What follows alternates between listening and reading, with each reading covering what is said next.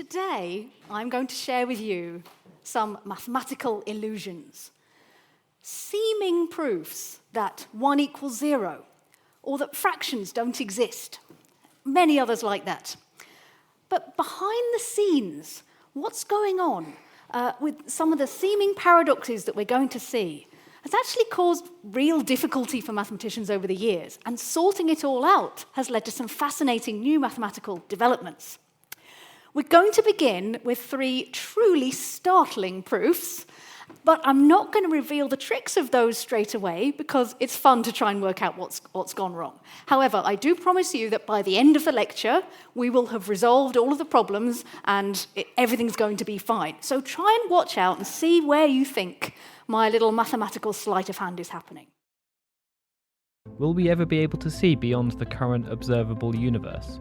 Oh, it's much worse than that. The observable universe is shrinking. If you want to know what are my odds of winning the lottery, you come straight to probability. Yeah. Because probability is all about how likely or not events are to happen. I think the chance of there being an undiscovered second species, very like humans, out there in the world today is pretty slender. However, and these are the pictures if you haven't seen them. I mean, New York was orange. The air was orange. They said one day out in that air was like smoking a pack of cigarettes. It had the same effect on the lungs as smoking a number of cigarettes. So people who'd never smoked in their life were suddenly going to suffer some of the same health effects.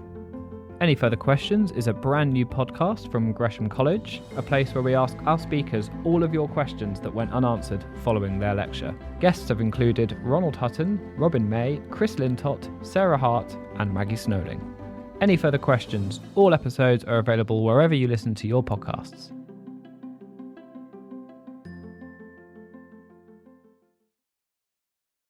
And don't worry if it feels difficult to believe these impossible things. Just follow the advice of the Red Queen. She says to Alice, it's just all about practice. When I was your age, she says, I always did it for half an hour every day. Sometimes I've believed as many as 6 impossible things before breakfast. So, we've all had our breakfast, so this should be much more achievable for us. So we're going to begin with the first 3 impossible things. Let's see. First impossible fact. 1 equals 0. So this might come as a surprise, but, we're going to see a proof. And I'm a mathematician, so, I'm going to be very convincing, I hope. So here's the argument. Why does 1 equal 0? Well, we're just going to think about this innocuous little series of numbers. 1, minus 1, plus 1, minus 1, plus 1, minus 1, and so on. Now, it's pretty obvious what this will all finish with because it all comes in pairs, right? 1 minus 1, another 1 minus another 1. We're just adding but then taking away repeatedly. So this thing is just a bunch of 1 take away 1s. So we're adding a load of zeros together, so we'll end it with 0. Now, there's another way of looking at it, the sort of bird in a hand argument, which is to say we start off with 1, right, that we've got 1. And then what do? We take away 1, but we add it again. We take away 1, but we add it again. Minus 1 plus 1, minus 1 plus 1.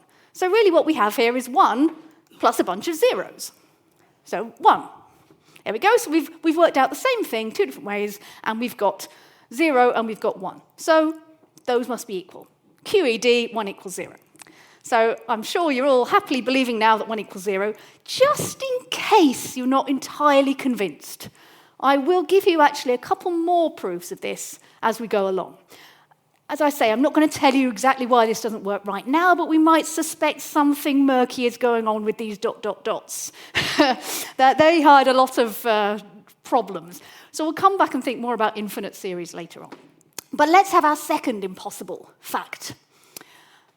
The smallest positive number is 1.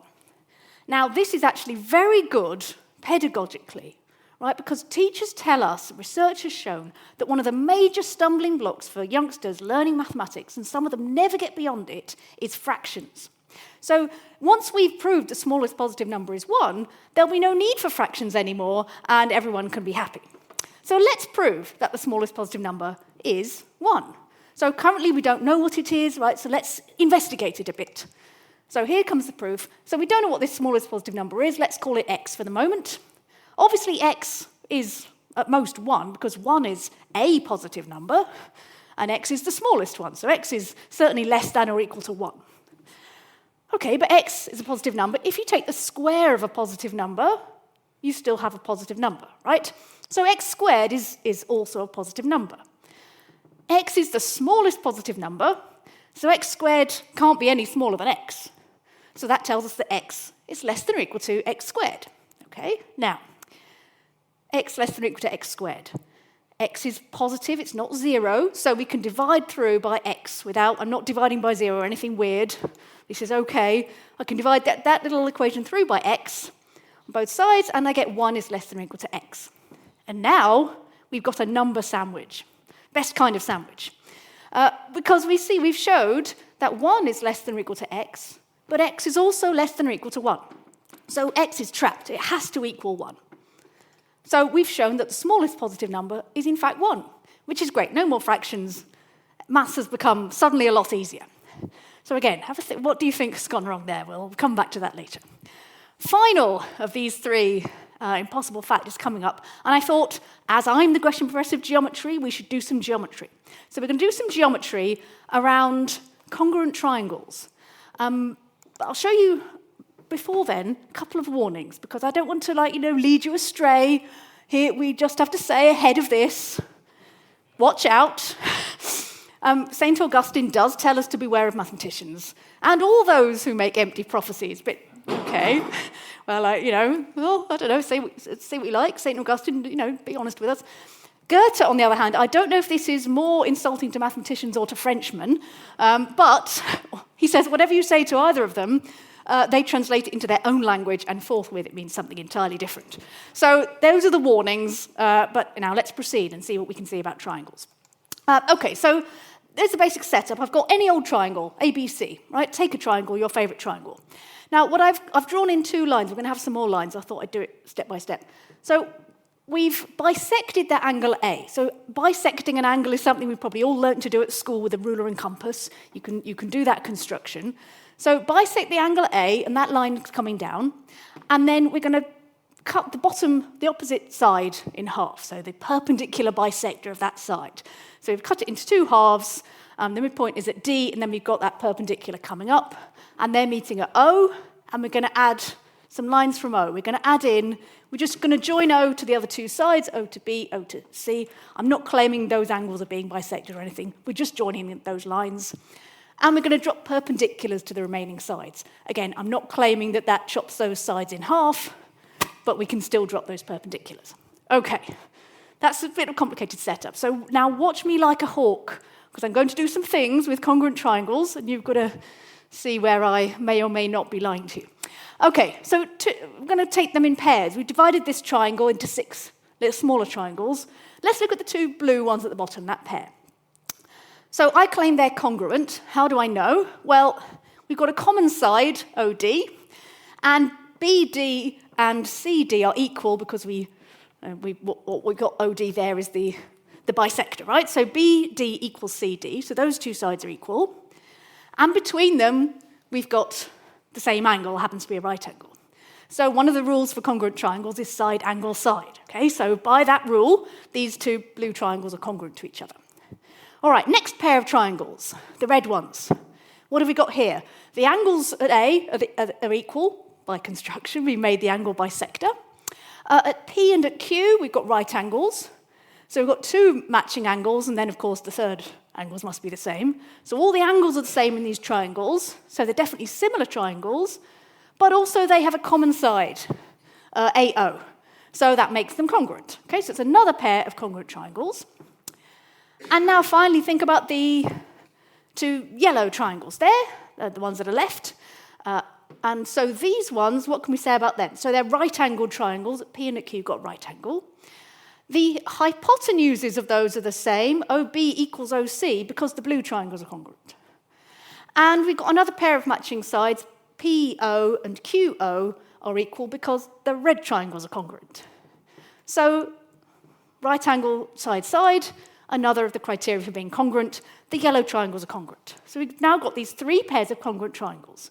So what can we say from this? Well, think about the side AB. Now, because the red triangles are congruent, AP is equal to AQ. And because the yellow triangles are congruent, PB is equal to QC. So AP equals AQ, PB equals QC. Now you might see where we're going. AB is AP plus PB, but AP equals AQ, and PB equals QC. So we've got that AB is equal to, in length, AQ plus QC, which is just AC. So what we've shown is that AB equals AC. So it's an isosceles triangle. But this was any old triangle. So we have proved the amazing theorem that all triangles are isosceles. Fantastic. So if you are puzzled by that, good. We'll come back and think more about it later. Okay, well, by this point, you might be starting to ask yourself many things about your life choices that led you to this room today, but you might say, well, okay, what actually then is a proof? Because these proofs perhaps seem to prove something that isn't true, and that's not really what we want in a proof. So what is a proof? I mean, the idea of proof goes back thousands of years. It's one of the things that makes mathematics mathematics. So we can sort of loosely say that what are we doing when we prove something? Well, it's a sequence of logical deductions starting from some things that we all believe are true. You know, we might call them axioms, some initial assumptions. Then there's a sequence of logical deductions, everything following from what's gone before, that establishes the truth of a given statement. So we start with 3 impossible facts, 3 proofs, and we've had 2 quotes. So now we need to have 1 terrible joke, because that has to be the ratio. There's another meaning of the word proof, 0.5% of alcohol. And occasionally, combining those things can make things go terribly wrong. So here's the advice for today. Don't drink and drive. There we go. Yeah, thank you. Yeah, I know. I thought, I've only got 1 more lecture after this as Gresham Professor, and I don't think I've told that joke yet. So, it had to happen. Anyway, let's carry on and think about the first definition of proof, not involving any percent of alcohol at all, if you're doing it properly, where we make deductions following on from our initial assumptions, and we go through the proof. So there's a direction of travel. We start here, everything follows from what's gone before. Now, getting that the wrong way round is something that can cause big issues. And I'll give you an example. And this is a mistake that is a really common pitfall, in fact. So you might get asked to show that some 2 algebraic expressions are equal to each other. It's very tempting to make that the first line of your proof and say, right, let's start here and then mess around with the algebra and multiply things out and cancel things and do some stuff, and then we end up with 0 equals 0. Well, that's true. Great, so the original thing was true. Now, this is very dangerous. It's a dangerous thing. In this case, I mean, the original statement does happen to be true, but deducing something true is possible even starting from something false. So you've got to make sure your direction of travel is in the right direction. Because if you don't do that, you risk proving things like this.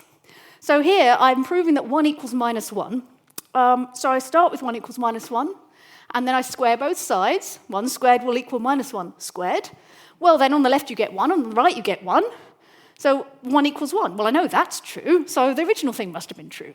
Now, of course, that's nonsense. We can see that it's nonsense because I've proved something false here.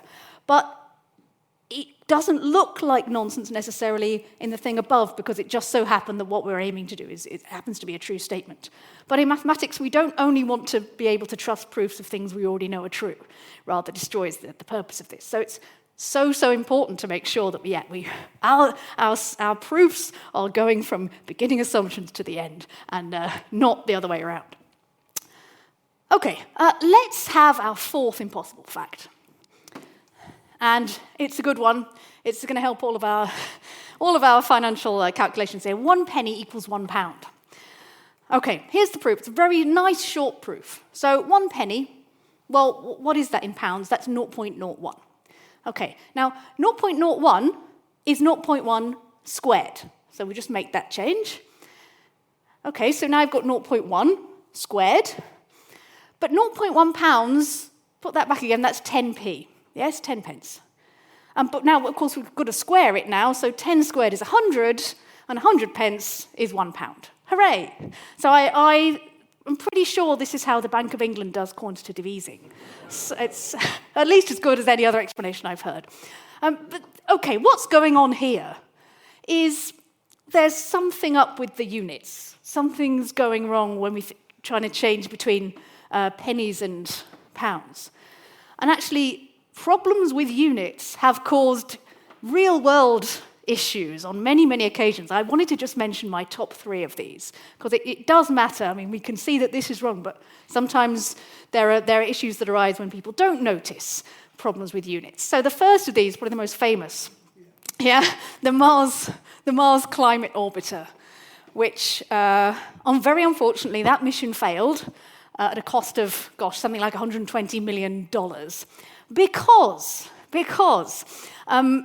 some bits of the collection of companies and people who were doing this, some people were expecting to receive some numbers that are needed to calculate various thrust in the craft, wanted to receive the numbers and were thinking they were receiving the numbers in newtons of thrust, and they were actually being sent the numbers in pounds of thrust. And those two do not give you the same answer. So unfortunately, because of that mess up between metric and imperial, the mission sadly failed. We can go back. This is not a new phenomenon, so it's not all the fault of metric. This is a much older example. So this is the Swedish warship Vasa, which sank mere moments after launch in 1628. And then they raised it in the 1980s, and they had a look at what might have gone wrong. And what they found, or one of the problems was, they found on the ship, it literally just been launched. So there were still a few bits and bobs of the construction materials, and they found some rulers. They found 4 rulers. And they were able to sort of deduce that there seemed to have been 2 teams of carpenters or shipbuilders working on this ship, one on the port side, one on the starboard side. And on one side, the rulers were measuring Swedish feet, and on the other side, they were measuring Amsterdam feet. And one of those is about 28 centimeters, and the other one is about 29 centimeters. And that discrepancy was enough to make the weight of the ship unbalanced, like one half, the things were thicker than others, and so it was unbalanced and catastrophe. So even if you're both using feet, you need to make sure you're both using the same feet. Now, the final example is a slightly different one. So this is the High Rhine Bridge. It was built to connect the Swiss city of Laufenburg to the German city of Laufenburg. So both have the same name, but they're on different sides of the Rhine. One's in Germany, one's in Switzerland. Okay, so this was a problem because in Switzerland, the altitude is measured from a base point which is related to essentially a big rock in Lake Geneva. And on the German side, altitude, sort of mean altitude is measured based on a measurement that's sort of mean water level somewhere in Amsterdam. Okay, those are different from each other. Now, they knew this. They did know this. They're complete idiots. The difference is about 27 centimeters. So they said, okay, well, we just have to take account of this in our calculations. And at this point, my heart goes out to them, because I, too, often miss out minus signs and then have to go back and find them again, right? Rogue minus signs are the banes of many people's lives, including mine. A minus sign went wrong. And so instead of getting rid of the 27 centimetre discrepancy, they doubled it. And when the halves of the bridge were kind of coming together and closer to meet, they found they were 54 centimetres apart from each other, and sort of emergency changes had to be made.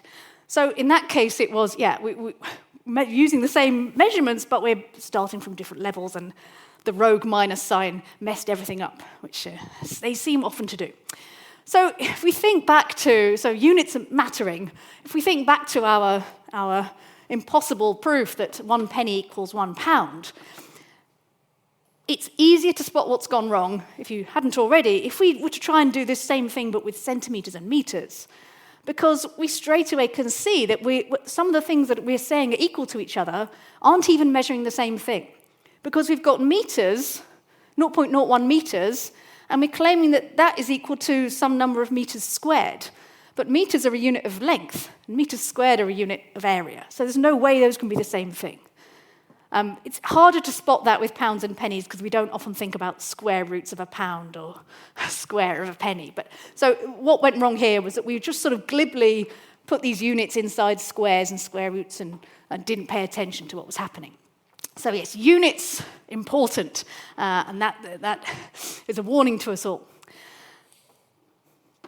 Okay, so let's think now again about 1 equals 0. Just in case you didn't believe me, I'm going to give you 2 more proofs that 1 equals 0, because I really want you to believe it by the end of today. And they're increasing in mathematical sophistication, so we just used ones and minus ones before. Now we're going to bring exponents into it. So just a couple of observations. We all know the laws of powers. Yeah? Anything to the power 0 is 1. Right? So x to the 0 is 1 for any value of x. But on the other hand, if we take 0 and raise it to any power, you just get 0. Multiply some zeros together, still 0. So 0 raised to the power y equals 0 for any y. So I simply set x and y both to be 0, and you'll see that from the first expression, I've got that 0 to the 0 is 1, and from the second one, it clearly equals 0. So it clearly is equal to both 1 and 0, which are therefore equal to each other. So 1 equals 0. Okay, marvellous. Easy. Just in case you're still not convinced, I'm going to bring calculus into it, okay? Because calculus can do anything. So this is the only glimpse of calculus in this talk, but it's a good one.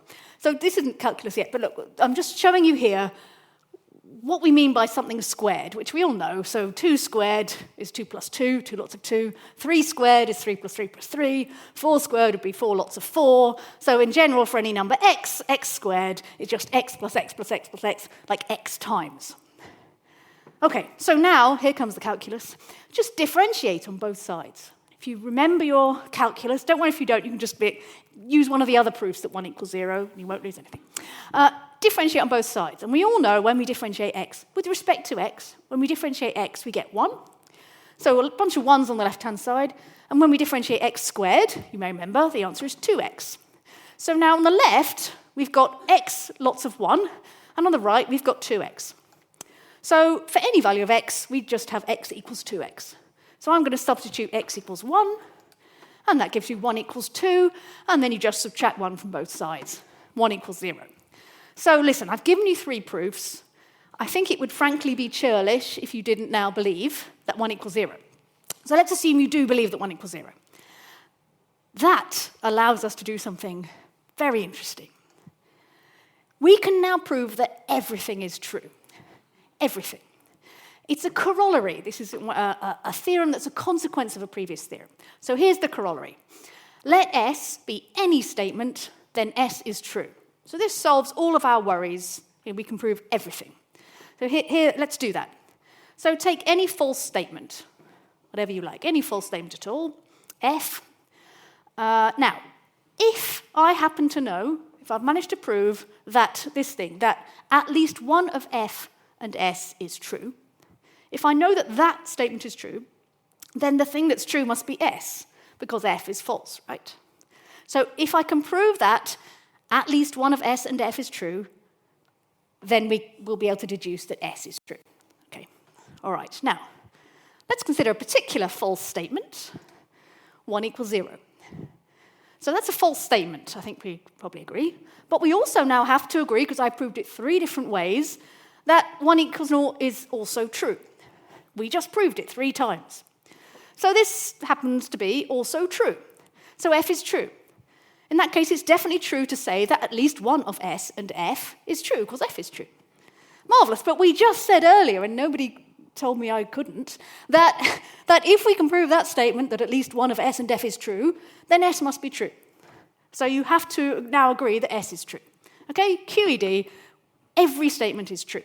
So this is how high the stakes are, right? If we let even one false statement into mathematics, then it just renders everything, all bets are off, everything is true. So we've got to be really, really careful and try not to prove anything that's false. I try to do that in my mathematical life. Okay, so with that in mind, we've already proved everything is true, so, maybe we could stop there. But let's carry on. because I want to show you 6 impossible facts because I admire the Red Queen so much. We try and practice these things every day. Okay, so impossible fact number 5. It turns out that 0 is a positive number. Didn't know that before. Now we do. 0 is greater than 0. Okay, so let's prove that. Okay, we're going to think about these 2 theories. So x is going to be 1 plus a third plus a fifth plus a seventh plus a ninth. So kind of the odd, 1 over the odd numbers added together. And y is going to be 1 over the even numbers added together, a half plus a quarter plus a sixth plus an eighth, and so on. So there are those 2 things. We don't know what those are, but let's just call them x and y. All right. What happens if we double y? So now we've got just double each term, so 1 plus a half plus a third plus a quarter and so on. So this is actually the combination of x and y because we've got 1 over all of the odd numbers and interleaved with 1 over all the even numbers. So 2y is actually equal to x plus y. So if we solve that, well, not solve it, but if we rearrange, just take away 2y from both sides, we get x minus y equals 0. Okay, so that's all good. But there's a slightly different way we can think about it. Here's the different way. So now if we think about x minus y and just, x and y, x is above y here, so we can just do compare the terms or take away the terms pairwise. So we can have 1 minus a half, and a third minus a quarter, and a fifth minus a sixth, ... That's also x minus y. Now, the reason I put that bracketing there is because if you look at each bracket, within each bracket, you've got something that's strictly greater than 0. 1 minus a half is bigger than 0. A third minus a quarter is bigger than 0, right? A fifth is bigger than a sixth. A seventh is bigger than an eighth, and so on and so on. So we're adding together infinitely many things that are each bigger than 0. So if we add together infinitely many positive numbers, we're going to end up with something bigger than 0, for sure. So x minus y then is bigger than 0. But hang on a minute, we just saw above that it equals 0. So again, we've got this fantastic result that 0 is bigger than 0. So that's that proof. All very nice. So I think it's now time. We already saw an infinite sum doing something a little bit suspicious, let's say, right at the beginning. Here we've got another bit of something odd going on with infinite sums. So it's now time, I think, to talk about the challenge of infinite series. How can we understand what's going on? Have we really proved that 0 is greater than 0? I hope not. I hope we haven't proved that 1 equals 0. So what do we do with infinite series? And one of the problems is, if we think about this one, so 1 plus 2 plus 4 plus 8 plus ... powers of 2, we can see that that's getting bigger and bigger and bigger. It feels intuitively like the sum of that ought to be infinity. Okay, we're adding more and more and bigger numbers. We could plausibly say that equals infinity. Well, okay, that's our x. If we work out 1 plus 2x, that's 1 plus twice everything in there, so 1 plus 2 plus 4 plus 8 plus so on. And if you multiply all those things by 2, it becomes 2, 4, 8, 16, so on. So actually 1 plus 2x is just x again. So now we've got 1 plus 2x equals x. And if you solve that, you get x equals minus 1. So am I saying that infinity equals minus 1? I mean, computer scientists say that, don't they? Maybe that's true. But it feels that isn't quite right. So what could we do? Which bit of this reasoning is something that we should disallow? So we could say, well, let's say we're not allowed to do calculations with infinity, for example. That would get us out of it. Just say this is banned because it leads us to weird paradoxical ideas. You could do that. But that wouldn't help you with the first example we saw. It wouldn't help you with this 1 minus 1 issue, because there, nothing's zooming off to infinity. We did it one way and got 0, we did it another way and got 1, but there's no infinities in there, in the calculation. So that feels like we could banish infinity, but that doesn't fully fix the problem. So maybe it's something else that we need to do.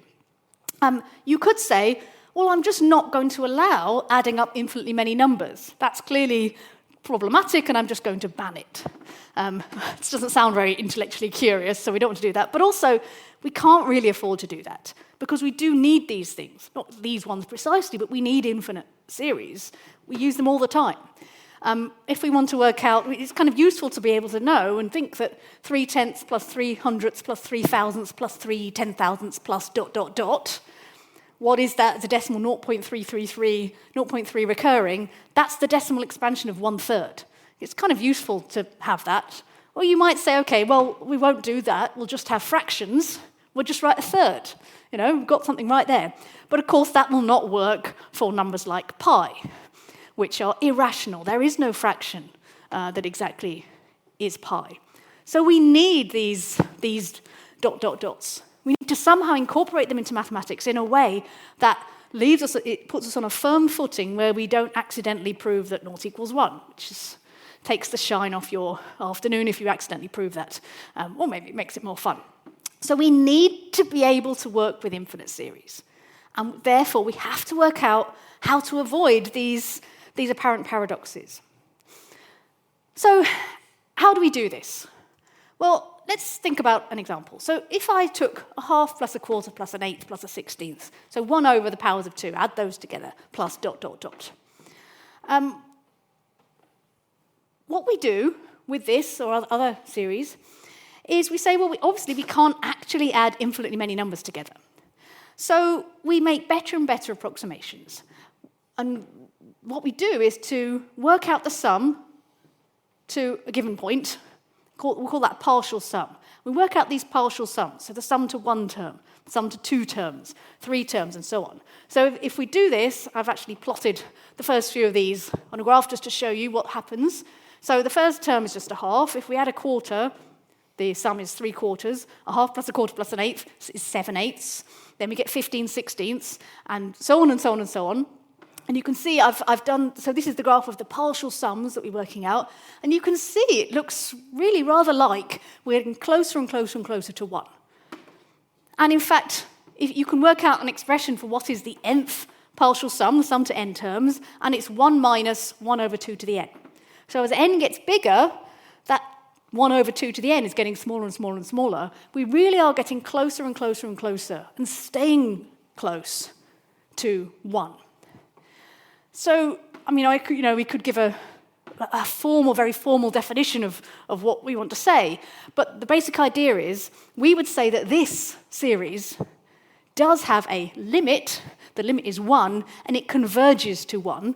And the way we prove that is that we show that however tiny a number you pick as a distance away from 1, at some point, eventually, those partial sums will become and stay as close as you like to the limit that we think it is. So here we think the limit is 1, and you can prove that however tiny a number you give me, I can guarantee that there will be a point beyond which all of those sums stay closer to 1 than your teeny number.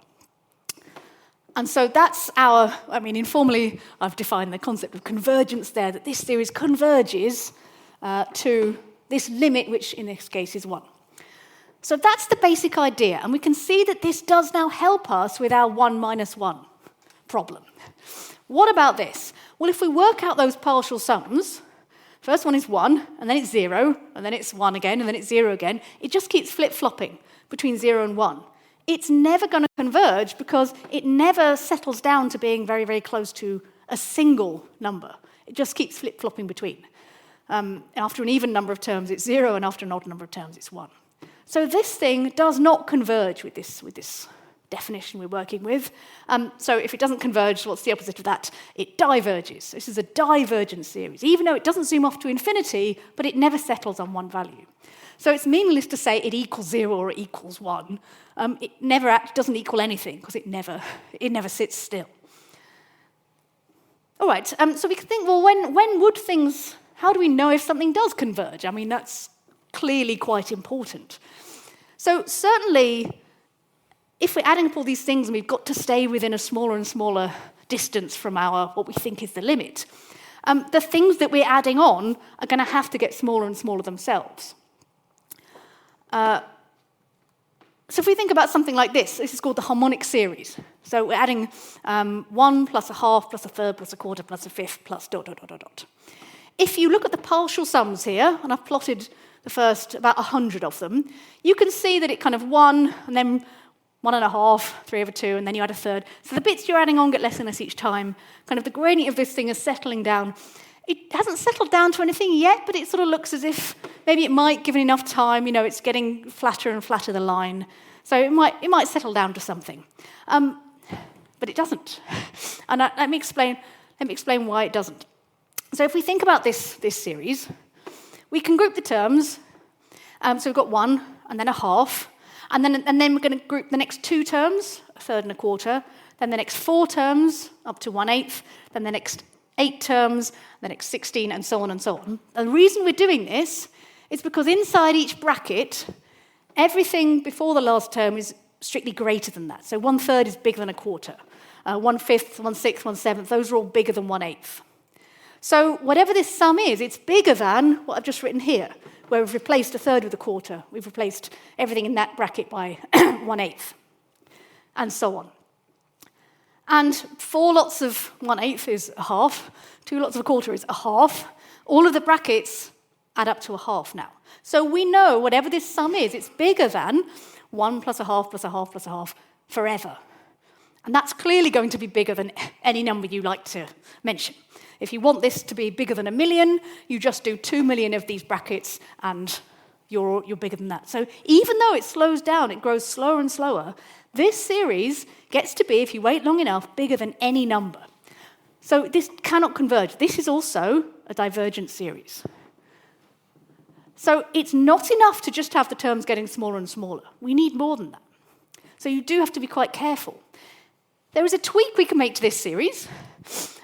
If we alternate pluses and minuses, you get what we call the alternating, for obvious reasons, harmonic series. So this is 1 minus a half plus a third minus a quarter plus a fifth minus a sixth, and so on. Now, again, I've plotted some partial sums here, and I've gone up to the 200th partial sum. And you can see, this isn't proving anything, but it's looking quite good for converging, because it's sort of oscillating around and then settling down to a number that seems to be somewhere just slightly less than 0.7. And you can actually prove properly that if you work this out, this does converge. We'll call it S. It converges to the logarithm of 2, log 2, which is about 0.69, something like that. So this does converge. It's a convergent series.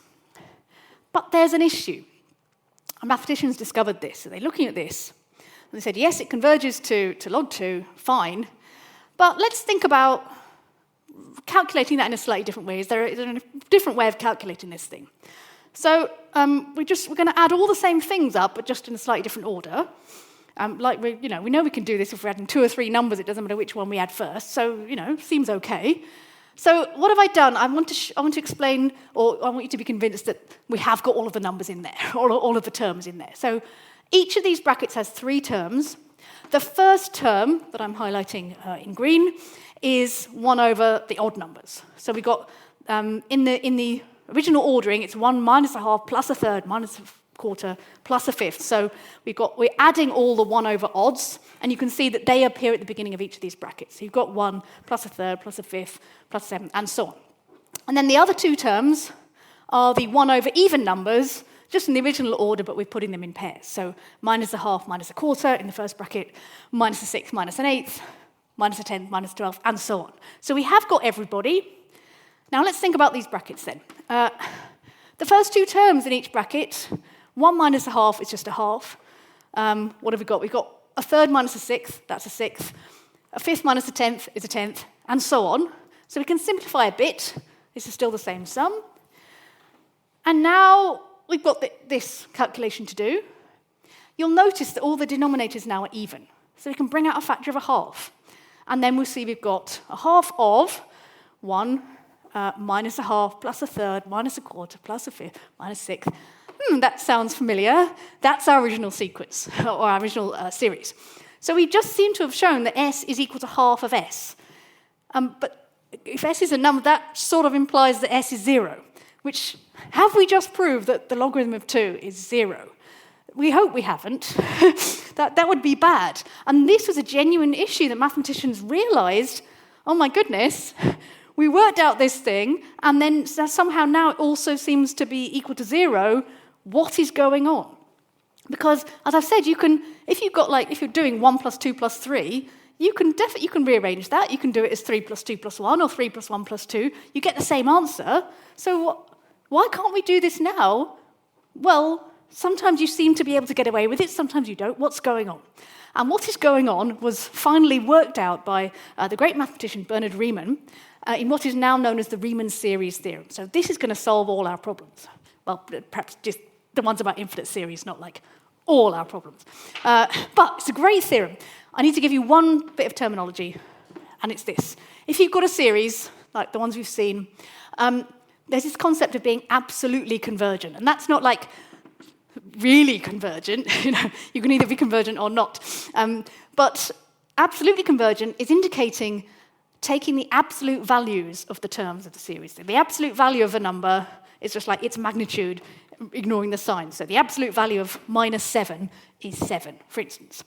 So we say that a series is absolutely convergent if the series where you add the absolute values, the moduli of the numbers, is convergent in the way we've talked about with limits. So as an example, that alternating harmonic series we saw, that's convergent to log 2, possibly, but it's not absolutely convergent, because if you turn those minus signs into plus signs, you retrieve the harmonic series that we saw was divergent and went off to infinity. So that's the definition we need, and now here comes the theorem. It says if a series is convergent, but not absolutely convergent, like our alternating harmonic series, this is really amazing. It can be rearranged to converge to any limit at all, or even to not converge, to diverge. So we saw a rearrangement of the alternating harmonic series. We started off, it converged to log 2, then we rearranged it, and it seemed to end up being 0. Actually, you can rearrange it to sum to anything at all, to converge to any limit at all, which is pretty amazing. Now, does this mean that this log 2 thing is wrong?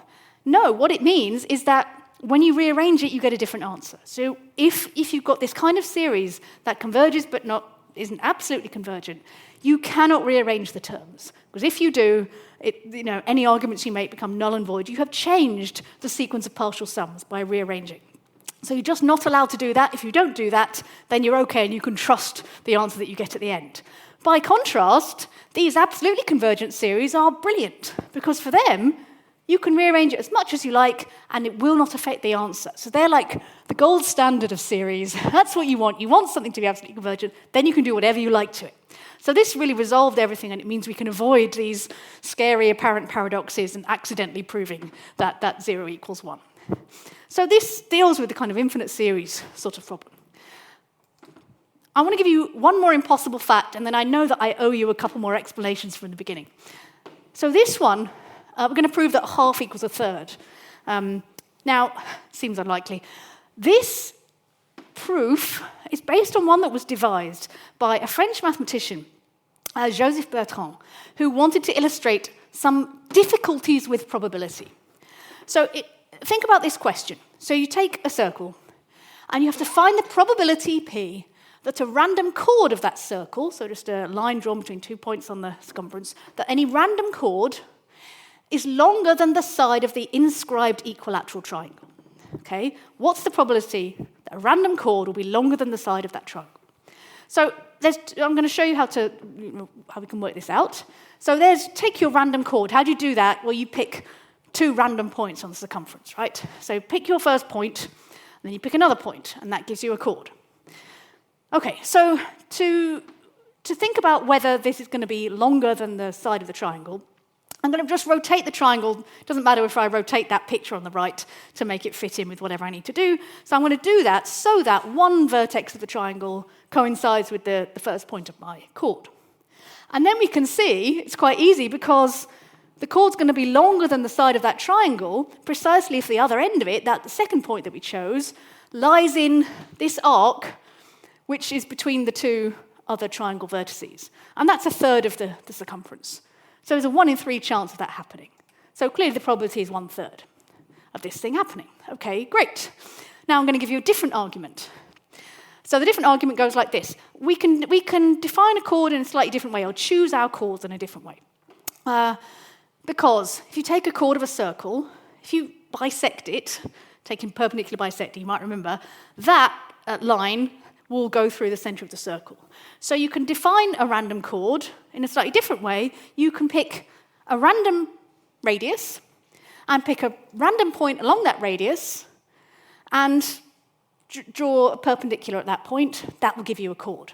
And so every chord is uniquely determined by picking a radius and a point along the radius. Okay, so what's the criteria then? How do we know if that chord is longer than the side of the inscribed triangle? Well, again, I can put my inscribed triangle wherever I like. It doesn't change the size. So I'm going to put it so that its base is at right angles to this radius I've got.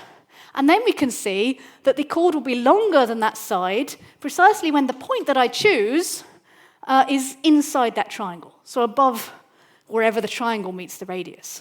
So where does the triangle meet the radius? Well, let's quickly do a bit of trigonometry. If we join a little radius there, we can see what we've created there is a right-angled triangle, which has a 30-degree angle, and sine of 30 is a half. And so the height of that little triangle is half the radius. So the triangle meets this radius halfway along. Any point, when we're making the chord, if we draw the point in the first half of the radius, it'll be longer than the side of the triangle, otherwise not. So clearly the probability is a half. And I'm convinced by both those arguments. And there are other arguments that we can see as well. Neither of them is wrong. Neither of them is right. The problem here is that we haven't defined the problem correctly. And this is a real issue in probability. If you've got an infinite amount of things to choose from and you're trying to select randomly, you have to be very, very careful because the way you are making your choices often will affect the answer. So we have two perfectly valid bits of reasoning. If we choose our chord by picking two random points on circumference, the probability is 1/3. If we choose our chord by this other way of radii and point on a radius, the probability is a half. We've got to define how we're choosing those random things from this infinite collection. And this is one of the, a major step in understanding probability theory. That actually sometimes we don't have enough information and it doesn't make sense to define a thing. And this deals as well with that, one of the proofs that 1 = 0 I gave, where I said that 0 to the 0 is 1 and 0 to the 0 is 0. Now both of those kind of make sense. They're reasonable things to say. It doesn't mean that 1 = 0, because actually if you don't say how we are going to define 0 to the power 0, then you can't trust the answers you get. So normally, in fact, what we say is 0 to the 0 is undefined. We just don't define it because we want it to fit in with something to the x is 1. X to the 0 is 1, but we'd also like to fit in with 0 to the anything is 0, and you can't make both of those happen. So we just say, we're not going to define that, there be dragons. And sometimes you have to do that. That's the only thing that makes sense. Okay, so we've got a few errors to clear up in the last few minutes. We talked about whether the smallest number really is 1. I'm sorry to have to say it isn't. It isn't, but what went wrong? Well, what went wrong is, really what we've got here is a proof that there is no smallest positive number. It's a proof by contradiction, a reductio ad absurdum, because we started with an assumption that there was a smallest number, and it led us to something ridiculous. It didn't actually prove the smallest positive number is 1. So we could rephrase this as an actual theorem. There is no smallest positive number. And the proof is, we say, well, let's imagine there were, and do a thought experiment. So let's assume let's assume that there is a smallest positive number, and we'll call it x. And then we did our little deduction and showed that x would have to be 1. But that's clearly ridiculous because, a half is a positive number that is smaller than 1. So we ended up in the realm of something false, a contradiction, and so our assumption that there is a smallest positive number must have been wrong because it led us to this false statement, this contradiction. So proofs by contradiction are really wonderful things in mathematics. Some of the best proofs there are involve this technique. You just take an idea for a walk, and if it fails, once you've eliminated the impossible, whatever remains has to be the truth. So I didn't want this next thing. I want to show you another proof by contradiction. I didn't want to say it's an impossible fact because I fully believe its conclusion. All positive integers are interesting. So let's call this the optimist theorem. So let's prove this. Let's imagine a ridiculous thing to imagine. Let's imagine that's not true. Then there's at least one boring positive integer. So if there's at least one of these, we can look at the whole set of them and look at the smallest one. We'll call that n. So n is the smallest of all the positive integers. N is the very smallest, first, boring positive integer. That's pretty interesting. Pretty interesting fact about n. So n is interesting, which contradicts what we said. So they're clearly, as we all know, there's no boring numbers at all. They're all interesting. That's cast iron proof. Okay, so there's one proof left that we haven't dealt with, and that was the amazing fact that all triangles are isosceles. And here, well, let's begin at the beginning. That diagram I drew, here's an isosceles triangle, and we're going to see what happens when we move the top, so ABC. We're going to see what happens when we move that top vertex A so that it stops being isosceles. The red line you see, that is bisecting the side BC, so that's going to stay fixed. But the angle bisector, which is currently hiding behind the red line, because when it's an isosceles triangle, those two lines are the same, the angle bisector is going to move, and we're going to look at where they intersect, where the angle bisector intersects this perpendicular bisector. So we'll just watch this happen, and you'll see that that place where they meet isn't actually inside the triangle. Now, you can see it gets close, closer, oh no, it's not going to make it. It's not inside the triangle. Now, that on its own isn't necessarily an issue, because maybe all the calculations or whatever we did didn't rely on the diagram necessarily, but, well, we'll see. So the diagram ought to look a bit more like the thing on the right, not the thing on the left. However, all of those calculations or deductions about the congruent triangles, they are all still completely valid. Those were correct. All of those pairs of triangles really are congruent to each other. So we still, genuinely, it's true that AP equals AQ and PB equals QC. But the problem is, guess what? It's a rogue minus sign. I knew that there'd be one somewhere. So yes, AB, if you look at the diagram on the right, AB does equal AP plus PB, and AP does equal AQ, and PB does equal CQ, but that does not equal AC, because Q is outside of the triangle now. We had to extend that line to drop a perpendicular. And so AC does not equal AQ plus QC, it equals AQ minus QC. And that, of course, changes everything. So here, the diagram, it wasn't that it was wrong, but that it led us to think something that was not guaranteed to be correct. So if you see some geometry, just make sure to draw a diagram that's perhaps quite accurate and see what you get. Well, let's finish up with another theorem. There exists a triangle with 3 right angles. Now, we've proved all triangles are isosceles. This should be a doddle. Well, now this is kind of the final thing that I want us to think about, that when we prove something, we start with initial assumptions. When we prove that the angles in a triangle add up to 180 degrees, you may remember this proof. It relies on the parallel postulate, because you have your triangle, and the top point of that, you draw a line through that top vertex parallel to the opposite side. And then you do some stuff, and you get very quickly the angles add up to 180. If you do not have the parallel postulate, then you can't prove, at least not in that way, that the angles in a triangle add up to 180 degrees. That particular proof doesn't work. And it turns out that there are geometries, for example, the one we have on the surface of a sphere, in which the angles in a triangle do not add up to 180 degrees. And here is one that has 3 right angles. And that exploring the idea, the question, when is this true? When could this be true? Is actually one of those most powerful questions in mathematics. So it's really fun to explore, when might this thing be true? Now, this is obviously a very, non-Euclidean geometry is a very deep and exciting and interesting area of mathematics. I thought I'd give you a slightly less highfalutin puzzle to finish with, along the line of what I call fake proofs of true facts. So fractions, again, sadly they exist. We all know how to cancel fractions, right? If there's the same thing on the top and the bottom, we can cancel it. So 16 over 64 does equal 1/4, because we just cancel those 6s. Yeah, that's how cancellation, isn't that? No, okay, we'll do another one. Okay, 19 over 95, right? Cancel the 9s. Yes, so it works. Does not always work. But when does it work? right? It's quite fun. In fact, you can extend this. If you have a 1 and a bunch of 9s, and then the same number of 9s on the bottom, and then a 5, you can cancel all of those pairs of 9s, and you do magically get the answer 1/5.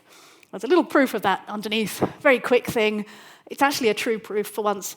So you take n 9s and then a 5, that's 10 to the power n plus 1. Take away 5, bring out the factor of 5, then you get 2 times 10 to the n, so 2 with n zeros minus 1, and then that equals exactly 5 lots of 1 and then n 9s. Okay, so you can actually prove this. So the challenge is find other true facts with fake proofs like this. And in particular, I don't know what the answer to this is. Is it ever true that you can add fractions in the way that some 8-year-olds and 9-year-olds would like to add fractions, which is a over b plus c over d equals a plus c over b plus d. So that's a little challenge to keep you going until my next lecture, which is my very final Gresham lecture next time. On June the 4th, we're going to talk about some real proofs and the beautiful ideas that we can exploit and enjoy in mathematics. And I'm going to show you some of my favourite proofs. But we'll stop there. Thank you very much.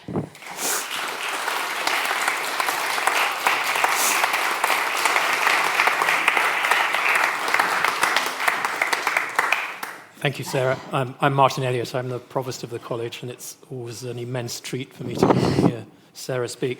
I'm also very reassured that I now know how the Chancellor works out the next budget. It's tremendously powerful. I'm going to take some questions online first.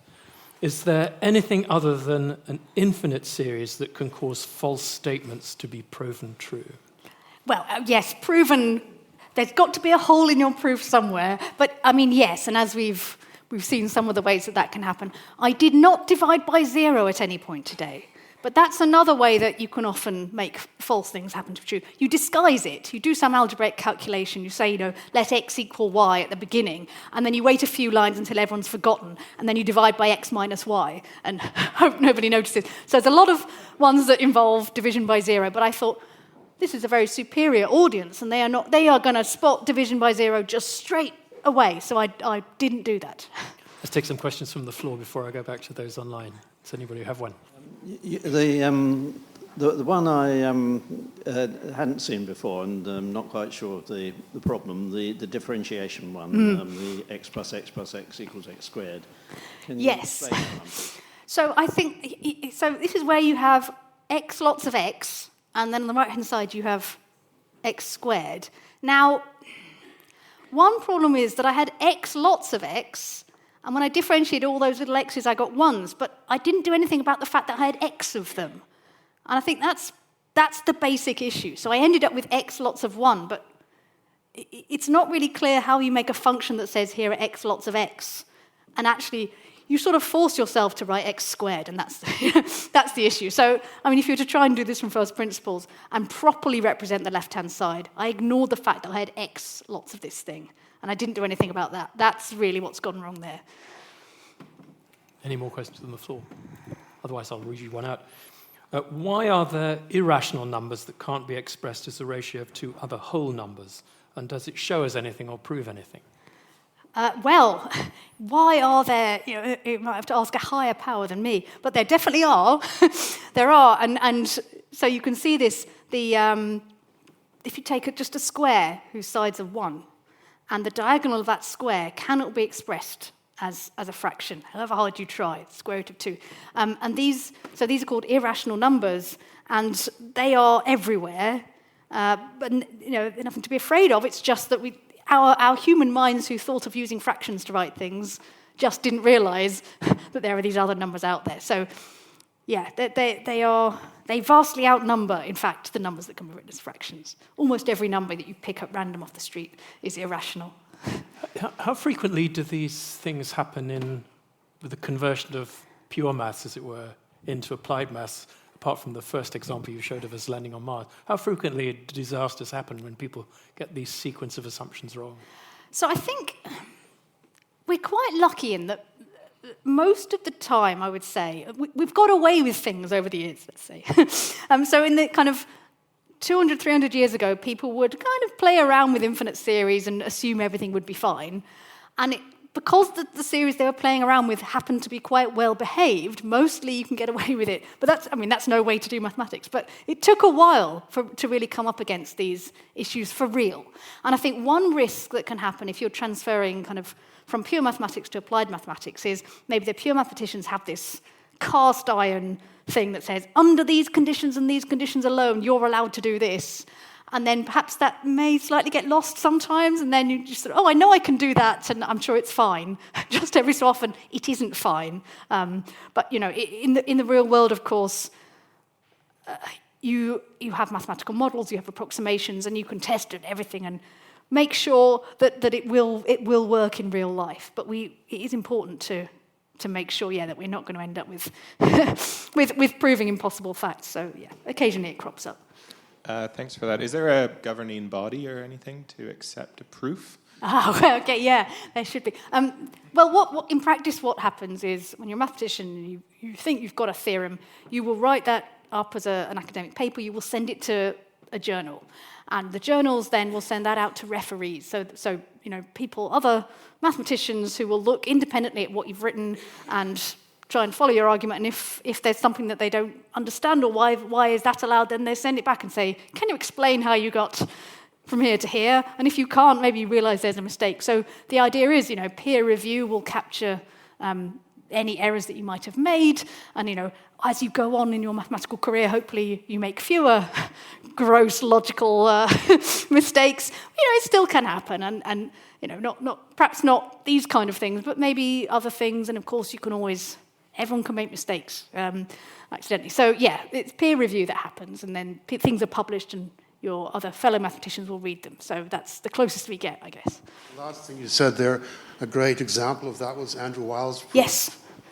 Yes. So Andrew Wiles, famously the proof of Fermat's last theorem, which came some years after Fermat claimed he'd got a nice little thing that didn't fit in the margin. But Andrew Wiles proved Fermat's last theorem, but his first proof, as submitted, had a fatal flaw.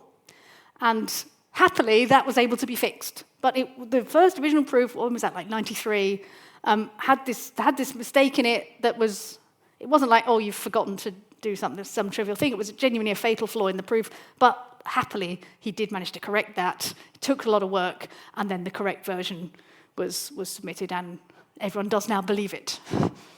So I've got one last question which borders on the philosophical. Oh. The basis of mathematics is the concept of zero, unity, and infinity. Do those concepts apply universally? Well, if you accept, certainly those are very important concepts, 0, 1, and infinity.